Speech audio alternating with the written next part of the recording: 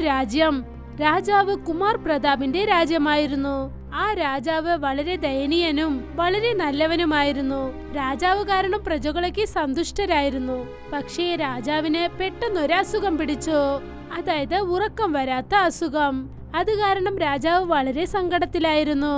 പിന്നെ ഓരോ നഗരത്തിൽ നിന്നും വളരെ ദൂരത്തു നിന്നും മന്ത്രവാദികളൊക്കെ വന്ന് രാജാവിനെ ഉറക്കാനായി മന്ത്രങ്ങൾ പറയാൻ തുടങ്ങി.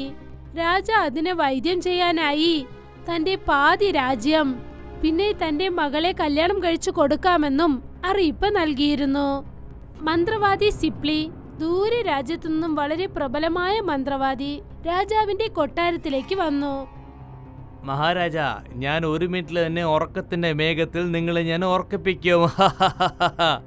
ഒരു പക്ഷേ എനിക്ക് ഉറക്കം വന്നിട്ടില്ലെങ്കിൽ നിങ്ങൾക്ക് എന്നെ അറിയാലോ, പിന്നെ നിങ്ങൾ ഈ രാജ്യം പക്കത്തിൽ വരാൻ പോലും പറ്റില്ല. ഇല്ലെങ്കിൽ ഞാൻ നിങ്ങളെ തടവിലങ്ങ് വെച്ചേക്കും. മന്ത്രവാദിയുടെ ചിരി നിന്നുപോയി. പിന്നെ അദ്ദേഹം രാജാവിന് ഉറക്കം നൽകാനായി തന്റെ സഞ്ചിയിൽ നിന്നും ചെയിന് കൊണ്ട് കെട്ടപ്പെട്ട ഒരു വൈരം എടുത്തു. ഓം ക്ലീം ക്ലീം ക്ലീം ക്ലീം ഉറക്കം വരട്ടെ സ്വാഹ. ഓം ക്ലീം ക്ലീം ക്ലീം ഉറക്ക് വന്നേക്ക് സ്വാഹ. മന്ത്രവാദി ശ്രമിച്ചുകൊണ്ടേയിരുന്നു. പക്ഷേ പാവം രാജാവിന് ഉറക്കം വന്നതേയില്ല. പരാജയം സമ്മതിച്ച് ആ മന്ത്രവാദി മാപ്പ് ചോദിച്ചു. പിന്നെ രാജാവ് ആ വീരന്മാരോട് പറഞ്ഞ് ആ മന്ത്രവാദിയെ പുറത്തേക്ക് അയച്ചു. ഈ മന്ത്രവാദിക്ക് പുറത്തു പോകാനുള്ള വഴി കാണിച്ചു കൊടുക്കൂ. വന്നു ഇവൻ മഹാരാജാവിനെ ഓർക്കിപ്പിച്ച് തരാന്ന് പറഞ്ഞിട്ടൊക്കെ. അതേ രാജ്യത്ത് ജോലി അന്വേഷിച്ച് മകേഷ് എന്ന് പേരുള്ള പുരരാജ്യത്തിലുള്ള ഒരാൾ വന്നു. അദ്ദേഹം പാവം ഒരു ജോലി വേണം. മകേഷ് അതുവഴി പോയിക്കൊണ്ടിരുന്നു. അപ്പോഴാണ് അദ്ദേഹം നോക്കിയത്, മഹാരാജാവിന്റെ ചില വീരന്മാർ എന്തോ അറിയിപ്പ് നൽകിക്കൊണ്ടിരുന്നു. കേൾക്കൂ കേൾക്കൂ, ഗൗരവമായിട്ട് കേൾക്കൂ. മഹാരാജാവ് നാളെ ഒരു പന്തയം വെച്ചിട്ടുണ്ട്. എല്ലാരും വന്നേക്ക്. അതിലൊരു കാട്ടുസിംഹത്തിന്റെ കൂടെ ഒരു മത്സരം നടക്കും. ആരാണ് ആ സിംഹത്തിനെ കൂട്ടിൽ വീണ്ടും അടയ്ക്കുന്നുണ്ടോ മഹാരാജാവിന്റെ സാർബായിട്ട് 5000 സ്വർണ്ണ നാണയങ്ങളും പിന്നെ കൊട്ടാരത്തിൽ അദ്ദേഹത്തിന് സേനാധിപതിയായിട്ട് ഒരു സ്ഥലവും കിട്ടും. കേൾക്കൂ കേൾക്കൂ കേൾക്കൂ. ഉടനെ മകേഷിന് ഒരു ആലോചന തോന്നി. കാരണം മകേഷിനടുത്ത് ഒരു സ്വർണ്ണ തലയണ ഉണ്ടായിരുന്നു. അത് അദ്ദേഹത്തിന് നൽകിയത് അദ്ദേഹത്തിന്റെ അപ്പൂപ്പനാണ്. ഇങ്ങനെ ഒരു തലയണ ആരെ വേണമെങ്കിലും ഉറക്കിപ്പിക്കും. അടുത്ത ദിവസം മകേഷ് ആ കൊട്ടാരത്തിനകത്തേക്ക് ചെന്നു. ഇവിടെ നോക്കൂ, എനിക്കും ഈ മത്സരത്തിൽ ചേരാനുണ്ട്. എന്ത്, നീയും ഈ മത്സരത്തിൽ ചേരാൻ പോവുകയാണോ? വലിയ വലിയ ബയൽമാരൊക്കെ വന്നിട്ടുണ്ട്. നിന്നെ കൊണ്ട് എങ്ങനെയാണ് ആ സിംഹത്തിന് ഏർപ്പെടാൻ പറ്റുമോ? ചേട്ടാ, എന്നെ ഒന്ന് പോകാൻ വിടുവോ? ചേട്ടാ, എന്നെ കണ്ടാലൊന്നും അറിയില്ല. ആ ശരി ശരി. പിന്നെ കുറച്ചു സമയത്തിനകം അവിടെ വന്ന ഓരോ ബയൽവാന്മാരും പേടിച്ചു ഓടാൻ തുടങ്ങി. വലിയ വലിയ ബയൽവാന്മാര് പോലും ആ മൈതാനത്തിലേക്ക് ചെന്ന് ആ സിംഹത്തിനോടൊപ്പം 2 നിമിഷം നിൽക്കാൻ സാധിച്ചില്ല. എല്ലാരും പേടിച്ചു വിറച്ച് ഓടാൻ തുടങ്ങി. വേറെ ആരെങ്കിലും സിംഹത്തിനെ വന്ന് കൂട്ടിലേക്ക് അടയ്ക്കാൻ പറ്റുമോ? ആ മഹാരാജ, ഞാനുണ്ട്. ഞാൻ ഒരു പ്രാവശ്യം ഒന്ന് ശ്രമിച്ചു നോക്കട്ടെ. മകേഷിന്റെ കാഴ്ചയിൽ തൊട്ടടുത്തുണ്ടായിരുന്ന ആ ഭംഗിയുള്ള പെൺകുട്ടിയെ കണ്ടു. ആ മഹാറാണിയും മകേഷിനെ നോക്കി നാണിക്കാൻ തുടങ്ങി. വലിയ വലിയ ബയൽമാർക്ക് ചെയ്യാൻ പറ്റാത്ത കാര്യം നിന്നെ കൊണ്ട് ചെയ്യാൻ പറ്റുമോ? അതെ മഹാരാജാവേ, എൻ്റെ അടുത്ത് അത്ര ബലമില്ല, അതായത് ഇവിടെ വന്ന ബയൽമാർ പോലെ. പക്ഷേ ഞാൻ എൻ്റെ ആലോചന കാണിക്കാൻ ഇഷ്ടപ്പെടുന്നുണ്ട്. ശരി, നോക്കിക്കോ മോനെ, ഈ കളിയിൽ കുറെ ആപത്തുകളുമുണ്ട്. ഇപ്പോഴും നിനക്ക് നേരമുണ്ട്, വേണേ ഓടിക്കോ. ഇവിടെ നോക്കൂ മഹാരാജാവേ, എനിക്ക് എൻ്റെ മേലെ കുറെ വിശ്വാസമുണ്ട്. ഈ പയ്യനെ വേഗം തന്നെ മൈതാനത്തിലേക്ക് വിട്ടേക്ക്. മകേഷ് ആ മൈതാനത്ത് ഇറങ്ങി. പിന്നെ കൂട്ടിനകത്തുണ്ടായിരുന്ന സിംഹത്തിനെ പുറത്തേക്ക് വിട്ടു. ആ സിംഹം മകേഷിനെ നോക്കി ഓടി വന്നു. രാജാവിന് എന്തു തോന്നിയെന്നാൽ ആ ദൈവം വേണം മകേഷിനെ രക്ഷിക്കാനെന്ന് വിചാരിച്ചു. പക്ഷേ സംഭവിച്ചത് മറ്റൊന്നായിരുന്നു. മകേഷ് തന്റെ സഞ്ചിയിൽ നിന്നും ആ മാന്ത്രിക തലയണ എടുത്തു. പിന്നെ ഒരു മന്ത്രം പറഞ്ഞു. നിന്റെ അത്ഭുതം കാണിക്കൂ, ഇതിനെ വേഗം തന്നെ ഉറക്കിപ്പിക്കൂ. സിംഹത്തിന്റെ വേഗത കുറയാൻ തുടങ്ങി. പിന്നെ ഓടി വന്നുകൊണ്ട് സിംഹം താഴെ വീഴാൻ തുടങ്ങി. പിന്നെ മകേഷ് ആ സിംഹത്തിനടിയിൽ ആ മാന്ത്രിക തലയണ വെച്ചു. പിന്നെ ഉറങ്ങിക്കൊണ്ടിരുന്ന ആ സിംഹത്തിനെ മകേഷ് വലിച്ചു കൊണ്ടുപോയി ആ കൂട്ടിലടച്ചു. രാജാവ് ഇത് കണ്ടിട്ട് ആകെ അതിശയിച്ചു പോയി. നീ അങ്ങനെ എന്താണ് ചെയ്തിരിക്കുന്നത്? നീ ആ സിംഹത്തിനെ കൊന്നുകളഞ്ഞോ? അതിന്റെ സ്ഥിതി എന്താ അങ്ങനെ ആയിപ്പോയത്? പക്ഷേ നീ അതിനെ തൊടാൻ പോലും ചെയ്തിട്ടില്ലല്ലോ. നീ എന്താണ് ചെയ്തത്? എങ്ങനെയാണ് ചെയ്തത്? മഹാരാജാവേ, ഞാൻ അതിനെ ഒന്നും ചെയ്തിട്ടില്ല. ഞാൻ അതിനെ കൊന്നിട്ടൊന്നുമില്ല. അതിപ്പോൾ ഉറങ്ങിക്കൊണ്ടിരിക്കുകയാണ്. അതിന്റെ ഉറക്കം തെളിവതിന് ശേഷം അത് സാധാരണമായി പോവും. അതിന്റെ മൊത്തം ഉറക്കം പോയാലേ അത് എണീക്കുള്ളൂ. എന്ത്? നീ അതിനെ ഓർക്കിപ്പിച്ചോ? എങ്ങനെയാണ് ഓർക്കിപ്പിച്ചത്? ഇതൊക്കെ നീ എങ്ങനെയാണ് ചെയ്തത്? എനിക്ക് വിശ്വസിക്കാൻ പറ്റുന്നില്ല. ഒരു പക്ഷേ നിന്നെ കൊണ്ട് ചെയ്യാൻ പറ്റിയാൽ അപ്പൊ പറയൂ, അത് നീ എങ്ങനെയാണ് ചെയ്തത്? അങ്ങനെ വെച്ചാൽ നിന്നെ കൊണ്ട് എന്നെ ഓർക്കാൻ പറ്റുമോ? ആ മഹാരാജ, അതുമാത്രമല്ല, എന്നെ കൊണ്ട് ആർക്ക് വേണമെങ്കിലും ഓർക്കാൻ പറ്റും. മനുഷ്യനോ അല്ല മൃഗമോ, ആർക്കും എന്റെ മന്ത്രത്തിൽ നിന്ന് രക്ഷപ്പെടാനേ പറ്റില്ല. എന്നെ കൊണ്ട് വിശ്വസിക്കാൻ പറ്റുന്നില്ല. നീ പറഞ്ഞ സത്യമാണെങ്കിൽ നീ വേഗം തന്നെ എന്റെ കൊട്ടാരത്തിലേക്ക് വാ. എന്നെ നീ ഓർക്കിപ്പിച്ചിട്ട് നിന്റെ മന്ത്രശക്തി എന്താണെന്ന് കാണിച്ചു തരൂ. ശരി മഹാരാജ, എന്നാ വന്നേക്ക്. എന്നാ വേഗം തന്നെ കൊട്ടാരത്തിലേക്ക് വാ. എന്നെ നീ ഓർക്കിപ്പിക്കൂ. ഒരു പക്ഷെ നീ എന്നെ ഓർക്കിപ്പിച്ചാൽ എന്റെ പകുതി രാജ്യവും പിന്നെ എന്റെ മകളെ നിനക്ക് ഞാൻ കല്യാണം കഴിപ്പിച്ചു തരാം. മഹേഷ് ആ മഹാരാജാവിനോടൊപ്പം തന്റെ മുറിയിലേക്ക് ചെന്നു. മഹാരാജാവ് കിടന്നു. എന്നിട്ട് പറഞ്ഞു, നിന്റെ മന്ത്രത്തിന്റെ ശക്തി കാണിക്കൂ. പിന്നെ ആലോചിച്ചോളൂ, ഒരു പക്ഷെ അങ്ങനെ സംഭവിച്ചിട്ടില്ലെങ്കിൽ നിന്നെ ഞങ്ങൾ തടവ് വെക്കേണ്ടി വരും. മഹേഷ് ആ മാന്ത്രിക തലയണ കയ്യിൽ വെച്ചുകൊണ്ട് മന്ത്രം പറഞ്ഞു. നിന്റെ അത്ഭുതം കാണിക്കൂ. നമ്മുടെ മഹാരാജാവിനെ നീ ഓർക്കിപ്പിക്കൂ. മഹാരാജാവ് ഉടനെ ആഴ്ന്ന നിദ്രയിലേക്ക് ചെന്നു. അടുത്ത ദിവസം രാവിലെ രാജാവ് ഉറങ്ങി എണീറ്റതും തന്നെ അദ്ദേഹം ഒരുപാട് സന്തോഷിച്ചു. എന്നിട്ട് മഹേഷിനെ വരാൻ പറഞ്ഞ് മഹേഷിന്റെ പേരിൽ തന്റെ പാതി രാജ്യം എഴുതി കൊടുത്തു. പിന്നെ തന്റെ മകളെ അദ്ദേഹത്തിന് കല്യാണം കഴിപ്പിച്ചും കൊടുത്തു. ഇപ്പോൾ രാജ്യത്തിലെ എല്ലാവരും സന്തോഷിതരായിരുന്നു. പക്ഷെ ഈ കാര്യം മന്ത്രിക്ക് തീരെ ഇഷ്ടമായില്ല. ഇപ്പോൾ അദ്ദേഹം മഹേഷിനും മഹാരാജാവിനും എതിരായി ഗൂഢാലോചന നടത്താൻ തുടങ്ങി. അതിനുവേണ്ടി അദ്ദേഹം തന്റെ പഴയ കൂട്ടുകാരനായ ശാന്താറാം വൈദ്യനെ ചെന്ന് കണ്ടു. അദ്ദേഹം തന്റെ ഔഷധങ്ങൾ ഉപയോഗിച്ച് മറ്റുള്ളവരുടെ മുഖം മാറ്റുന്നതിൽ വിചിത്രനാണ്. സുഹൃത്തേ, നീ എങ്ങനെയാണുള്ളത്?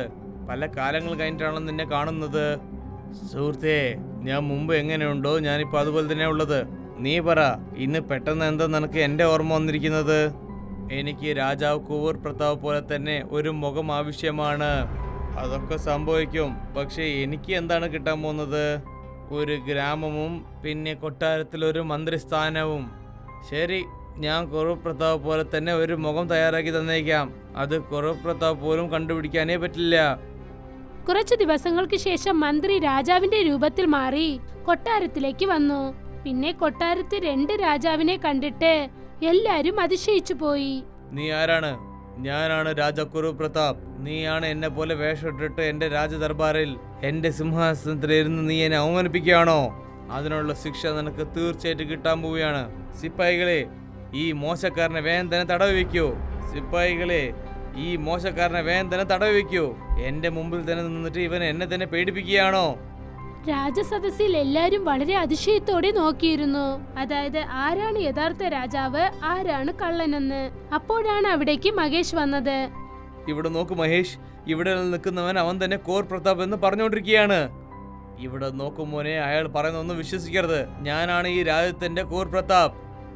മഹേഷും അവർ രണ്ടുപേരെയും നോക്കി അതിശയിച്ചു പോയി. അപ്പോഴാണ് മഹേഷിന് തന്റെ മാന്ത്രിക തലേണയെ കുറിച്ച് ഓർമ്മ വന്നത്. അദ്ദേഹം തന്റെ മാന്ത്രിക തലേണ കൊണ്ടുവന്നു. എന്നിട്ട് ഉത്തരവിട്ടു, നിന്റെ അത്ഭുതം കാണിക്കൂ. ഈ കള്ളമായ രാജാവിനെ നീ വേഗം ഓർക്കിപ്പിക്കൂ.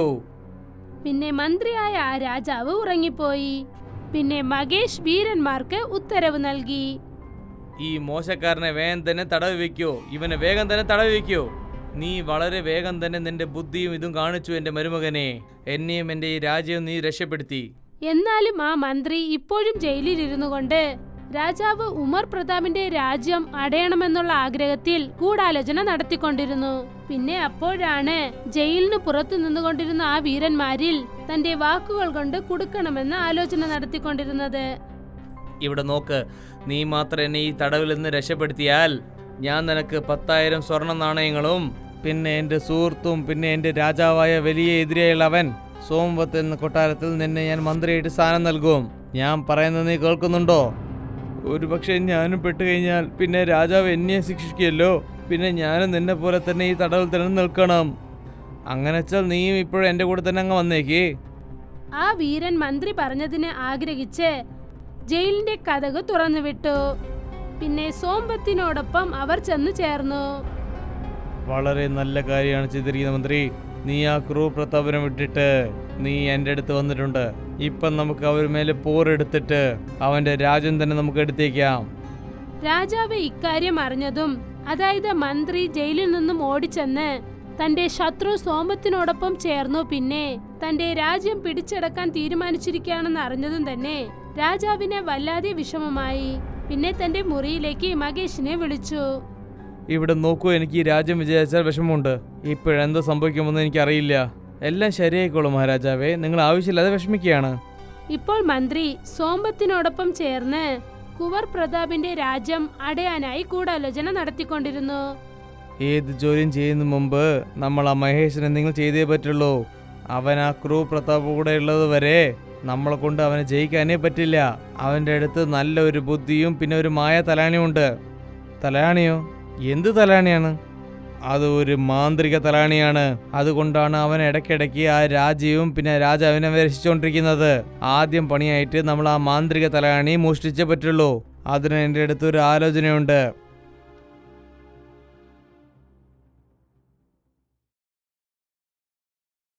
മന്ത്രി രാത്രി സമയത്ത് മകേഷിന്റെ കൊട്ടാരത്തിൽ മോഷ്ടിക്കാനായി ഒരു മോഷ്ടാവിനെ അയച്ചു. മോഷ്ടാവ് ചെന്ന് നോക്കിയപ്പോൾ മകേഷ് അവിടെ ഉറങ്ങിക്കിടക്കുകയായിരുന്നു. അവൻ ആരും അറിയാതെ ആ സഞ്ചിയിലുണ്ടായിരുന്ന തലേണ എടുത്തുകൊണ്ട് ഓടിച്ചെന്നു. പിന്നെ ആ തലേണ കൊണ്ടുപോയി മന്ത്രിയുടെ കയ്യിൽ നൽകി. ഇനി ആ ക്രൂർ പ്രതാപിനെ ആരെ രക്ഷിക്കുന്നത് ഞാനൊന്ന് നോക്കട്ടെ.